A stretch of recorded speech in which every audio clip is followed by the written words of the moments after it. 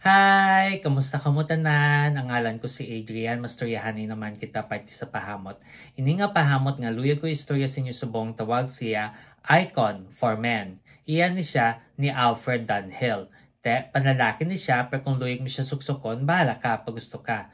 Kag eau de parfum ni siya butang blood isa ka braso kalayo bago ka masimutan. Ano ni siya klase nga pahamot? Bali presko kag makahang nga citrus. Amo na siya kung simutan. Angay siya sa katamtaman nga panahon.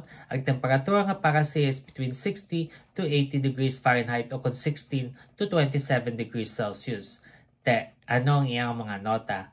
For the top, we have neroli, bergamot, black pepper, kag petitgrain. Ang neroli, mag-an nga citrus nga nota. Tapos bergamot, mahamot nga citrus, black pepper nga pampakahang, kag petitgrain ng berde nga citrus nga nota.